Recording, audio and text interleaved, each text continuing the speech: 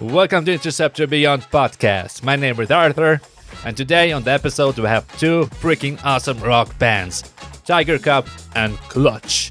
Together with Green Lung, they played in Vienna at Arena as part of the European tour.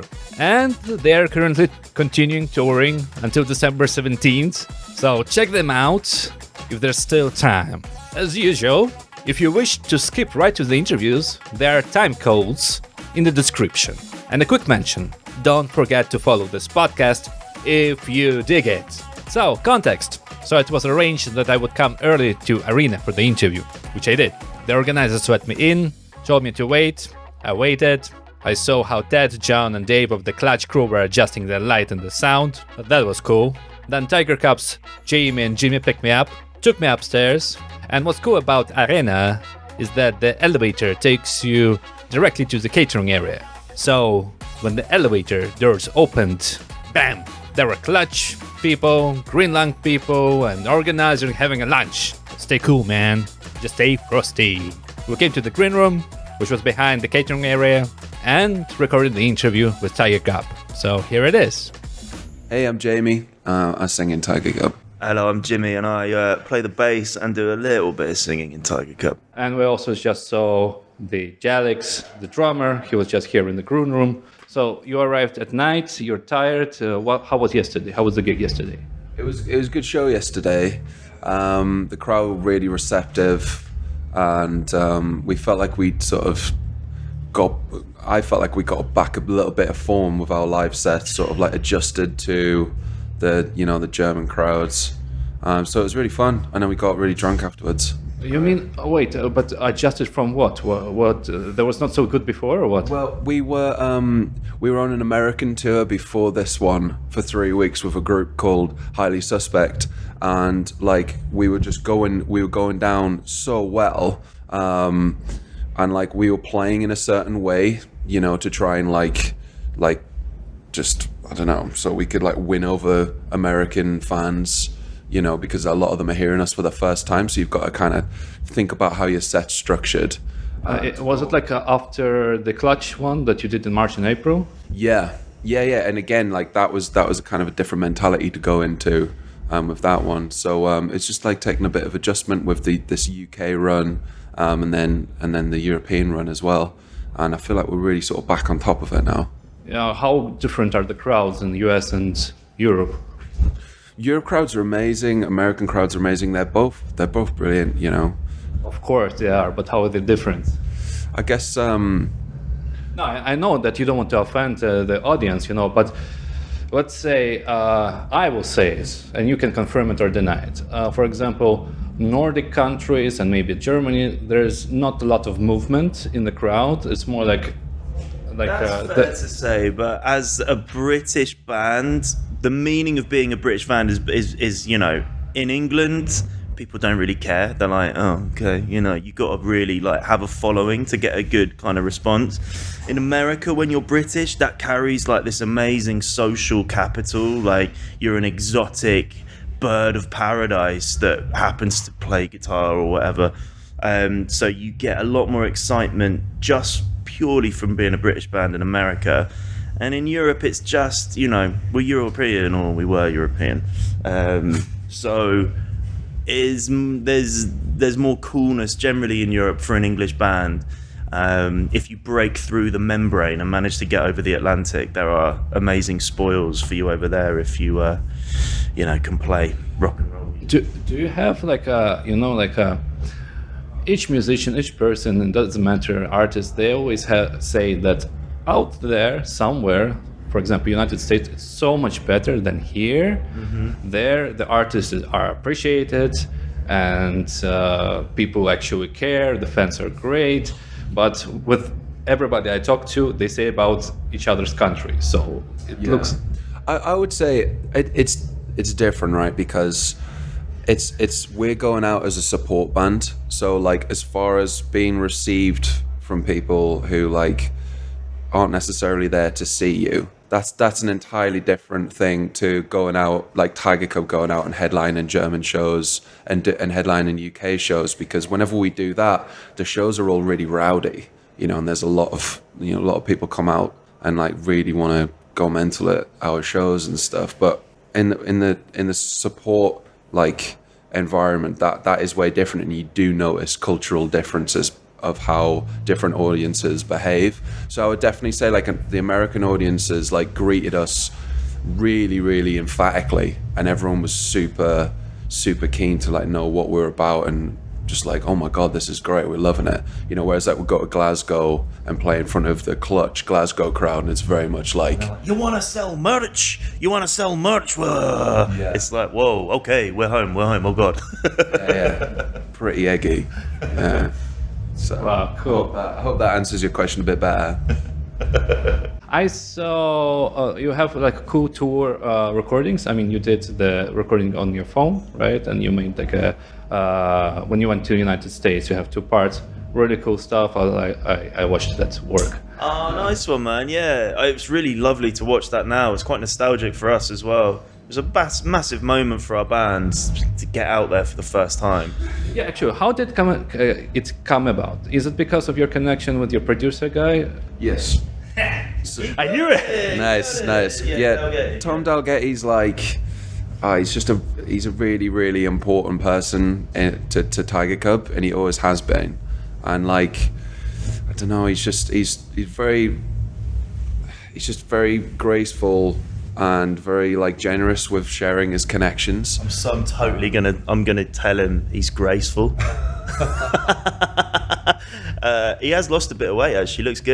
He looks good. I think it's because he wanted to get married, so he looks quite sexy now, to be fair. So he's a guy that you know for a long time from Brighton. Yeah, he's actually from near Bath. But anyway, he does other records. He did the latest Clutch record, and he knows their manager Blasco, and like, you know, they spoke, and Blasco, I think, and the Clutch guys are fans of what we do, and it just came about very organically, you know.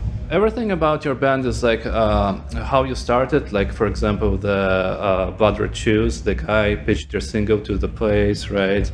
And Jalix plays like synth keys in the Blood Red Shoes. I mean, it's all about like personal connections. Not only with you. It's mainly with all the musicians that somebody knows each other. How did first of all, congrats on the new single. Thank you. I really like it. Was it a single that you recorded after the album, way after, or was it during the latest album? It was during the album sessions. Yeah. The album sessions. Okay, so this album that you recorded, the latest one, is a bit. You said there's a lot of emotions, like the band was breaking up, coming back together, and stuff, right? So I mean, talking about a second record. Yeah. All right. So yeah. And so I really love that record. I really like your music. I forgot to say that. I'm a fan. appreciate that. The second record was recorded right at the start of the pandemic, and that was us coming back together after a little fallow period, and then that whole mix session was a thing. But the very new single we recorded as part of a new album session this summer. So summer 2022 it was recorded. All right, so this is music after the latest album. I'm confused. Yeah, the thing is, there is a latest album that exists which hasn't seen the light of day yet. Ah, okay, so you're all right. So yeah, I'm asking the right question. So there is new stuff coming up. Yeah. March. Yeah, that's it. Right. A little bit later. Yeah, we'll see. I always say March because we couldn't agree on the mix, so get pushed.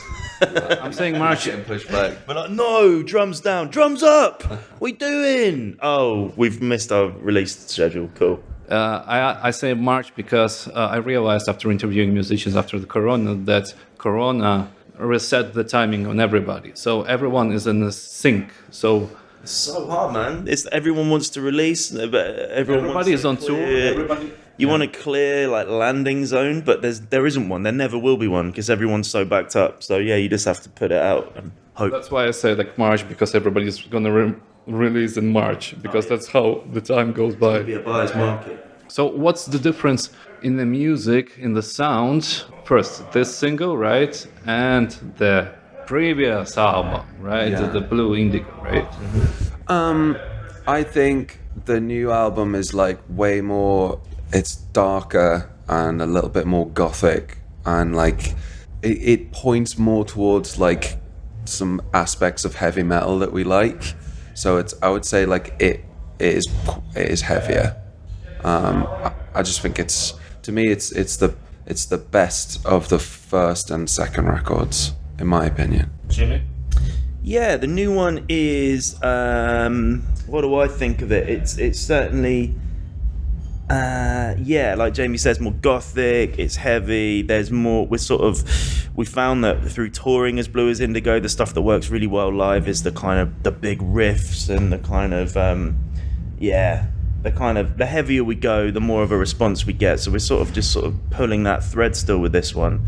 But that said, it has moments that I think are a bit like Grizzly Bear, like Deerhoof, like we're drawing a lot of inspiration from a lot of different places. And we're really proud of it. I think it's going to be, one that it doesn't embarrass me to listen to when I'm 50, hopefully. And what I think about it, even though I've never heard about it, I think you say that it's more like rock because you said that you finally realized, or you accepted, or you came terms with it, that you're a rock band, that Tigercub is a rock band.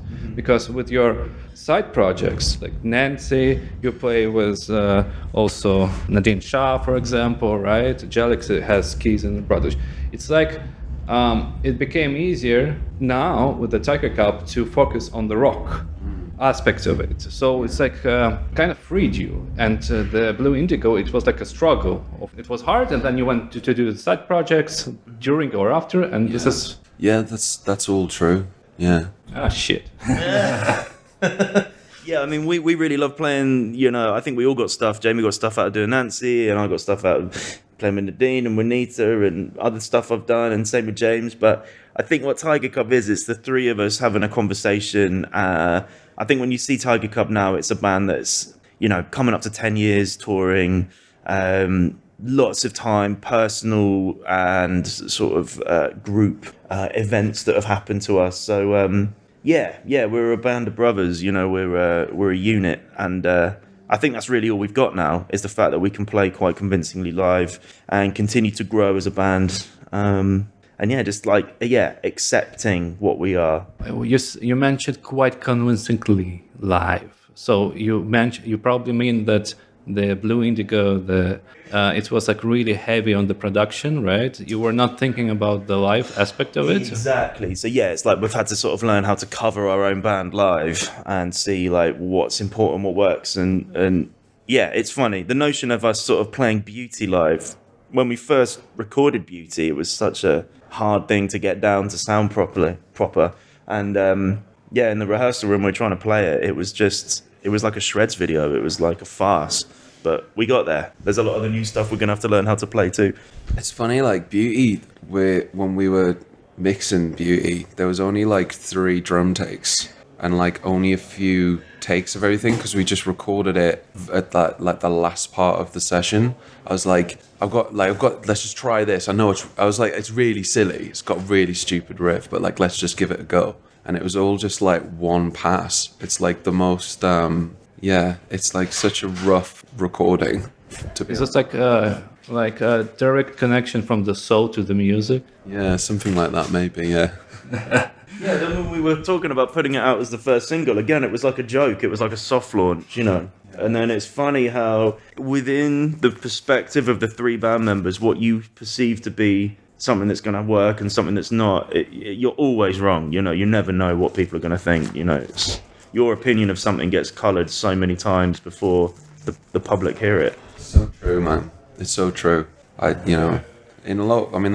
That record in a lot of ways is about like that sort of sense of objectivity, like how your mind can fail you. If you get too close to something, you start to lose the truth and things starts to get blurry. And that's very much my experience of being in a band. It's a constant battle to figure out what is the objectively good path to take out of many, You still don't know probably, right? You're still figuring it out. It's a constant battle. Yeah, fucking, I don't have a clue. Yeah, man. Nobody knows, I'm going to interview Clutch, I don't think they also know. Yeah. So you mentioned like the past, like Blurry and stuff. So I guess it's the same thing with the artistry and going commercial. So what you want to express, like your emotional stuff, but at the same time you want people to kind of come to the gigs, like and big commercials. So have you figured out a way how or what or how it's going, or you just decided, you know what, I'm gonna do it with Nancy and that's it? Yeah, I think that's just a really interesting conversation about being in a band and making music. Is like it is commercial viability versus like artistic integrity, and I think like everyone has to reconcile those two elements at some point, whether it is to just completely disregard the commercial element or completely disregard the artistic element.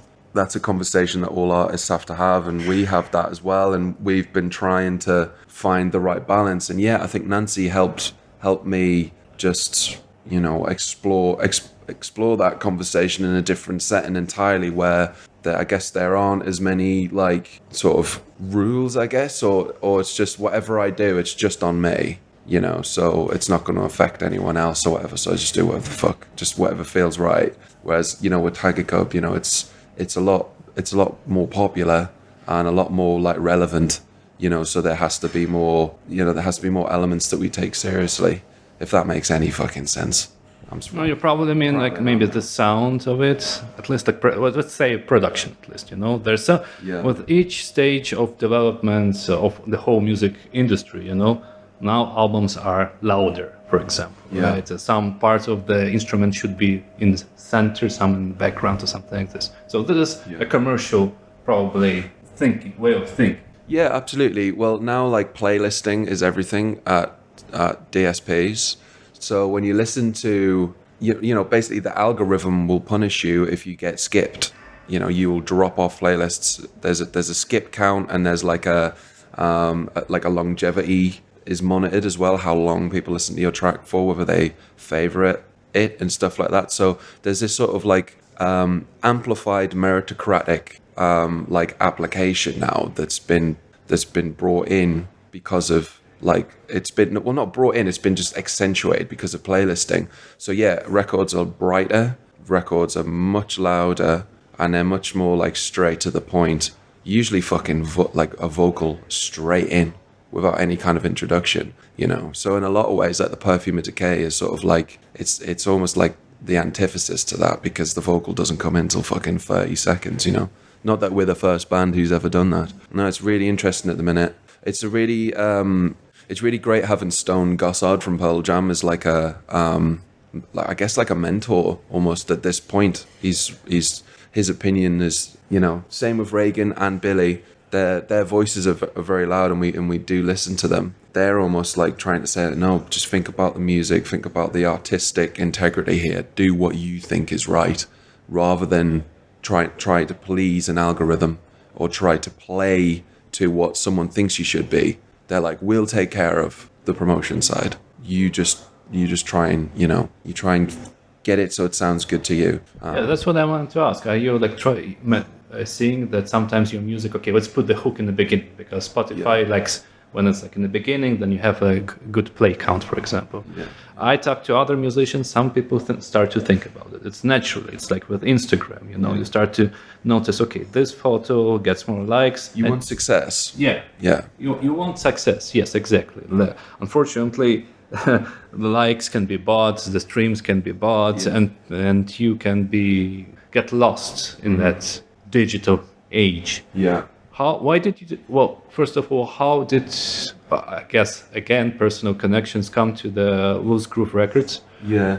I mean, like so Loosegroove Records are a part of Orchard distribution group, which is part of Sony. As Blues Indigo came out on my record label, Blame Recordings, but really that was just like a kind of shop front, and all of the actual real label work was being done at Orchard. They're the actual label, really, but Blame is just sort of a front end of that. What was the reason? Not to put away people, or like saying that, okay, this is Orchard mainstream stuff, we don't want to listen to this? Or is it some other reason? Because we can get signed. We were just like sick of trying to find the right deal, so Jamie started a label. All right, that is it, man. Like, can you remember when we were going on with like Yeah, we got sick of negotiating. Yeah, things get offered, things fall through. It sets you back months and months. So as a band, you're like, what do we need? We need a bit of money to record. We need a bit of money to take it to market. So you get sick of like dickheads with ponytails telling you how to do it. So we just did it ourselves. That's how it happened. That's what I tell most of the musicians, that they should do it themselves, because when you get signed to a label, it doesn't mean that you get success. No. And sometimes you get signed, In and the you short can. term, what do you need? You need money. You need resources. So you put the case forward to a company and you say, look, this is what we're going to do. And it becomes more like a bank loan or something, you know. I mean, which a record label always sort of is. It's always your own money you're spending. But the problem is that like a big label, and what Jimi pointed on earlier was just that you have a group of opinions within a band about how things should go, right? And then as soon as you have a manager, then that expands out. As soon as you have a label, that expands out again. An agent, it expands out. So you have to have a lot of faith in the label that you're signing to. You don't want to sign to someone who's going to make you wear a ruff and sort of like, you know, fillet pigs in a music video. Unless you're into that. I don't know. If you want to do that, great. But you want to... A label could like, they could be like, we really, really want you to have this featured artist on your record or whatever, and they can really forcefully push you in a creative direction. And like you see bands just sort of, you see pictures of them and it's not them, and they've just been dressed up, and you can feel the hand of someone else who's got shit taste in like forcing that on them. And all that does is just get in the way of good shit. Do you know what I mean? So it's like trying to just... What's good about Loosegroove is they have their opinion, but they just stay out of the way. They're just like, all they're doing is reminding us, just like, you guys know we're buying into your artistic vision. So you tell us. Do you know what I mean? Which is the way it should be. Because you forget that. Like, we know. Like, we've listened to the records, we've done the gigs, we've been in the rehearsal room, recording studio, doing the fucking tunes, and we deeply care about art. So, like, why shouldn't people trust the artist? But sometimes they don't. I feel like I'm starting to get into a rant now. Starting to get, like, pissed off. It's a safe space. You can rant whatever you want. It's not a problem. All right, and Loosegroove Records and this personal connection. How did you get that? Oh yeah, that's it. So my record label came out in Orchard. Loosegroove are also a part of the Orchard group as well, and there was just a mailer sent out, and Billie Jean got it, showed it to Stone, and you know, within like a week, we were just getting emails from them, just being like, "We love this. What can we do? How can we get involved?" They originally, you know, wanted to be involved with As Blue as Indigo, but it was a little bit too late in the cycle to have another label come in and sort of essentially buy out my record label. So that didn't end up happening. But yeah, we're involved with them for this record, and they're fucking great, you know. So yeah, it's sort of like it's more fateful. Yeah. So they're backing you up in the management and business kind of sense, and they're going to deal with promotion and marketing probably. Yeah. And the creative side is on your thing, right? Yeah. So there's no producer kind of, you don't work with a producer kind of. Well, there's a mixing or engineer or something. Yeah, there's mixing. I guess like I set out a creative vision and like had a bit of a game plan to record the record. So there's an argument to be made that I produced the last record, and we did it with a guy called Alex Gordon, who's a really, really talented engineer at the studio that Jimi actually runs, called Brighton Electric. Absolutely amazing studio, and Gordy's an amazing engineer. Before we went to America in March, I wrote a lot of tracks and made some demos, sent them to Loosegroove, sent them to the lads, and then we just had like a conversation about like what materials strong, what materials should maybe be kicked to the curb, what different songs speak to different people, and like forged this record over time, and then went in and knocked it out. And like Loosegroove were they were a part of the demoing process as well. They would hear things and they would give us their opinions on what they think is strong, but in the end it was always like, you make the call, and we did make the call as a unit in the end. So the music comes out probably next year in spring, hopefully, right? Oh yeah, definitely. I'd say after the clocks change, be ready. It could be any minute after the clocks change. There's like some surprises in store, and there's a plan. And yeah, we're going to be sending some of our friends and fans who have supported us over the years. We're going to be sending them some early access, some little surprises. And you can still get on the mailing list if you go to the website. Yeah, and you can only get access to these opportunities through our mailing list. So yeah, if you subscribe, how do you get the password to the website? Well, that all will be revealed. Because I was trying to bother a Reddit guy who was in charge of whatever. I was no response. Really, to try and break in? Yeah, no, I tried to break in also. I need to research. I need to know what's there. You want to know about the interview? Yeah, absolutely. No, until the right time, that website will stay password protected. All right, and the last thing, Tigercub, could you please give me a song which is a good introduction to your band? I will put it at the end of this interview. The Perfume of Decay.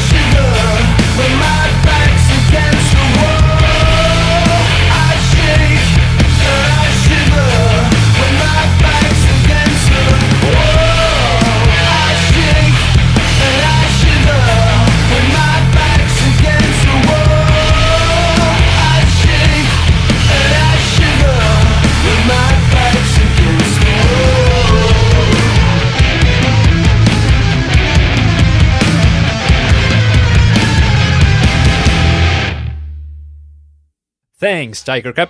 That's an awesome song. So after the interview, I went downstairs, waited for the Julian, the photographer, to come, because he was doing the photos later, obviously. So I went outside, got a beer at the shop, came back shortly, and the tour manager of Clutch picked us up And right after that, I interviewed the Mega Monster guitar player, the riff master Tim Sult of Clutch. And this is how it went. I am Tim Sult. I play guitar in Clutch. And you've been there with the Clutch, like all the Clutch members, since the very beginning, since 1991. Yes, we started the band in 1991, and there were a few other bands that existed going back to 1988, I believe. Is this, you mean like before the Clutch, right? Yes, before Clutch, when we first started playing music and trying to write songs. And you also have like side projects also. Well, me personally, I did at one point have a side project, but, you know, I ended up with 4 kids, so I don't really have time to do anything else at this point. Yeah, I mean, I remember that one of the fans that were asking you questions when during the interview he mentioned something, and you became a dad recently when I was watching it, you know, like yeah. So all this responsibility came later in your life, kind of. Yeah, exactly. I, got to be in a band that drove around in a van for years and years and years and have no responsibility whatsoever for other people. And then once I turned 40 years old, I started having kids. So now I'm the age of a grandparent, and it's great. I love it. I wanted to ask about the addiction of touring. What I mean is, like, when you're on a tour, it becomes really addicting because you don't have responsibilities as you have in a life back home. So what do you do? How do you relax after the tour? And how long can you stay not on a tour? Yeah, good question. For the last little break we had about a 3-week break, and I kind of stayed on tour in my head. You know what I mean? Yeah.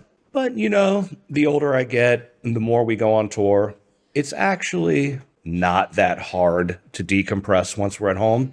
It used to be harder back in the old days, but you know what? I mean, having this job is the funnest thing of all time, so there's really no stress or anything weird whatsoever with it. Yeah, as far as decompression goes, maybe I just drink a little bit less when I'm at home. You drink a lot on tour? I wouldn't say a lot, but maybe more often. More often, with the boys, with the gang and everybody. Yeah. It's just fun to drink German beers sometimes. Especially You're a fan of beer, right? Yeah, John Paul is more like into the beer, and Neil also. Yeah, I like getting drunk, but I do hate the flavor of beer, so I would never actually like it. I just drink it. What do you think about Guinness? Hate it. Oh, shit. That's it. Okay, we're done with this interview. I don't want to disrespect you, but okay, that's done. That's funny. No, I've kind of just transitioned into drinking just basic German Weissbier. All right, so unfiltered. Julian, is it unfiltered? It tastes like banana. Is it tastes like banana? You think Weissbier tastes like banana? You know what? That's interesting, because I was talking to someone the other day, and he specifically pointed out one Weissbier that he thought tasted like bananas. I have not had that one. And I don't even like banana. Oh, me neither. Oh, we see a connection here. All right, but the tour, you mentioned one thing, is like everybody's asking about the secret of Clutch, right? Kind of, like how come you're like still going and all this stuff. But after watching dozens of hours of interviews, I figured out that actually it is understanding what you have, right? So Clutch musicians, everybody in the band are really good musicians, and you all come together. There's a lot of luck, and you understand how it came together, and you appreciate it. You're humble about it, and that's, I think, it's the secret. You like what you're doing, right? But at the same time, you understand how hard it is to making it happen. Like the thing that you met in high school, right? That you started playing, and then you got picked up. You went on you got tour support. That you got your fans, and then you went independent with your own label. All of this is like you appreciate what's going on. And that's what I think is like the kind of a secret to success, how you call it, for the Clutch. Yes, I would say that. I think the main secret, though, is not quitting and not depending on anybody other than ourselves. We always just had to do it ourselves, pay for everything, make everything happen on our own. And that's really the secret of the whole thing. When I told people that I will interview Clutch, I asked bands that are starting out now, like what should I ask them from your perspective, like who is like starting out now? And they said, how do you continue like doing what you're doing? I mean, just as a musician without immediate feedback, you're like sending emails to promoters, bookers, no response. How do you keep going? How is it possible? Well, I mean, you just have to continue writing songs, remain creative, and, just try to play as many shows as possible. I know that's easier said than done these days, but I mean, we kind of have a different perspective on the whole thing since we started out before the internet era. So we would like literally have to take our 7-inch, bring it down to a club, give it to the booking agent, give it to other bands. That's how we really, started to get ourselves out there. Our favorite club in DC was called the 930 Club. And we just went down there and brought some tapes down there, brought some 7-inches down there, talked to people, said, hey, we'd love to open for somebody someday. And we also met the guys from COC like that, the guys from Prong like that. We just went to their shows and said, hey, we love your band. Check out our music, and next thing you know, we're playing with those bands. Yeah, I mean, like when I do interviews with the musicians, I ask the similar questions, and you can see the through ones, like don't be an asshole, respect, play your music, play lots of shows, and I would add also play shows outside of your city, maybe like tour more. Oh yeah, that was one of the most important things for us, just not playing in one place, trying to get out and play as many places as possible. But younger bands should never underestimate just going to a club and talking to people. Go try to give your favorite bands your music, and hopefully they'll check it out, and maybe you'll get some feedback or even some shows. And especially with the musicians like you, for example, you appreciate how hard it is to go through all the steps.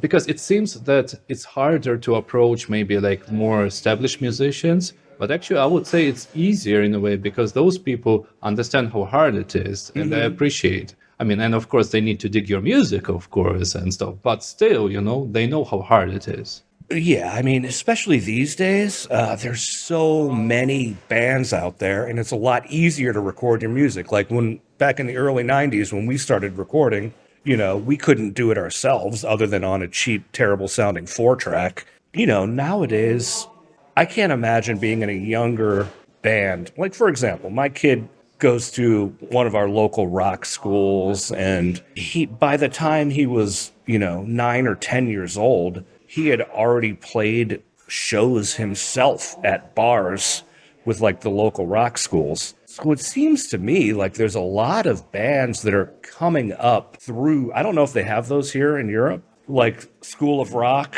No. Yeah. We only know the movie. Yes. Yeah. Oh yeah. Those things, they're, not exactly like that, but very similar, There'll be, 50 to 100 kids that all go to this school, and they meet each other, and they form bands, and they all jam together. And that, I feel like, maybe more of the direction younger bands are establishing themselves through these rock schools in the U.S. All right, I've never heard about it. It's a completely new thing for us. Yeah, I mean, it's not really a school.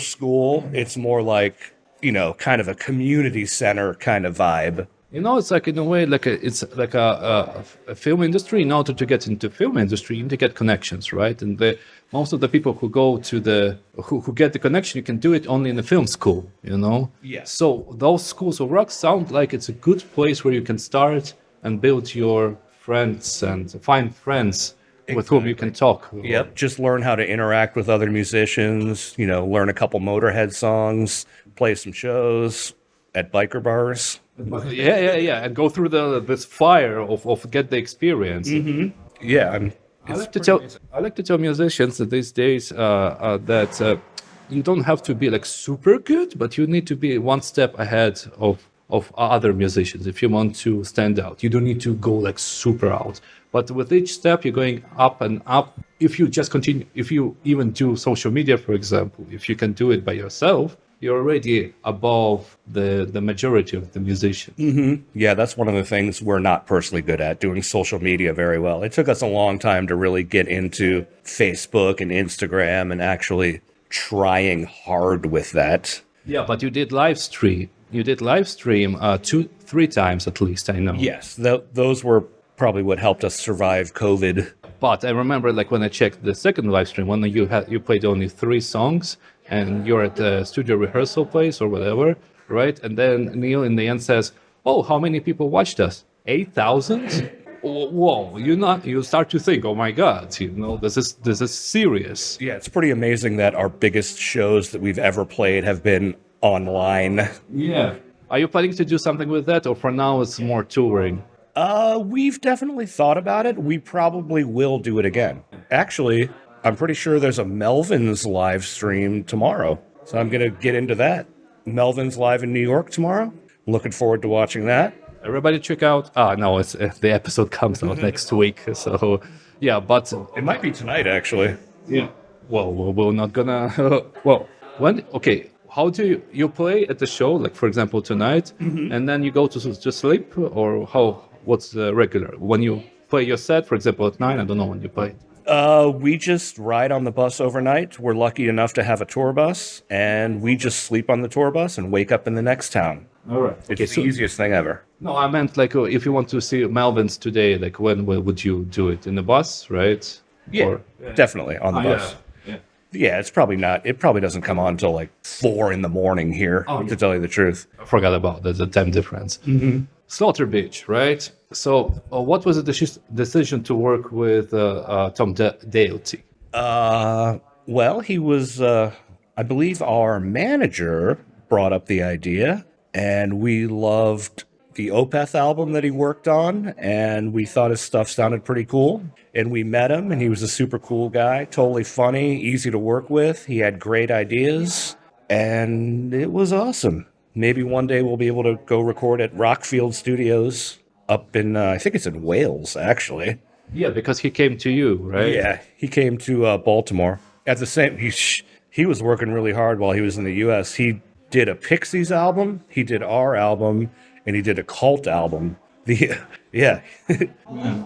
That guy is like, and you need to check out his portfolio. It's crazy. And Ghost, of course. I think Ghost is probably one of the biggest things he's done. I think he also did Rammstein. Oh, really? Okay. I didn't even know that. Maybe he did some, maybe not completely product. I don't know, but there's like Rammstein there somewhere.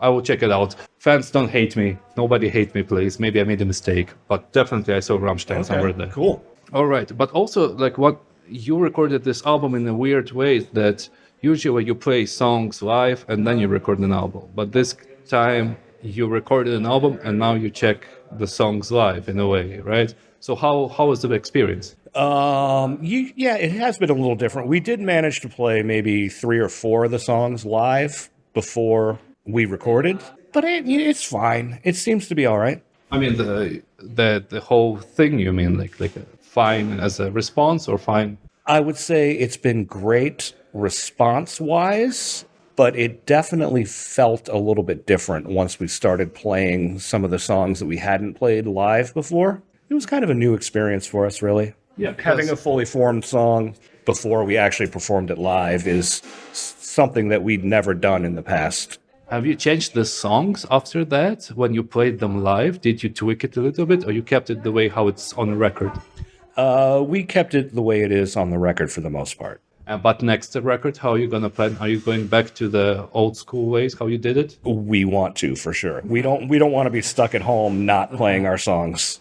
I wanted to ask about Stuck at Home, because when you play in the same, did you record it separately or how was it? Well, usually you write music when you jam together, I think, or gives ideas. Yep. And I realized that when you're in a jam room, for example, like even when the drummer hits the drums, the airwaves affecting the voice and everything, without that, recording separately, it's... Yeah, I mean, we've done that in the past, but definitely I think Clutch songs work out better when we all record basic tracks together, as far as just separately. Slaughter Beach is really great album. I really love it. I really like I like the music. I'm not joking. It's really cool. I like your music in general. I'm just not.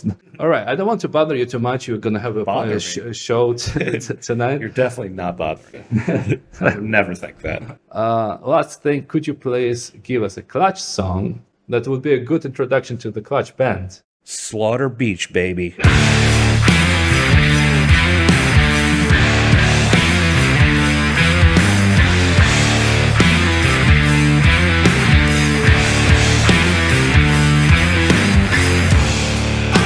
Swinging any consequences. I do what I have to do just to get on by. There's no sex appeal and guilt nor anger. Ain't it enough to provide economic casualties? My blue-blooded creeps.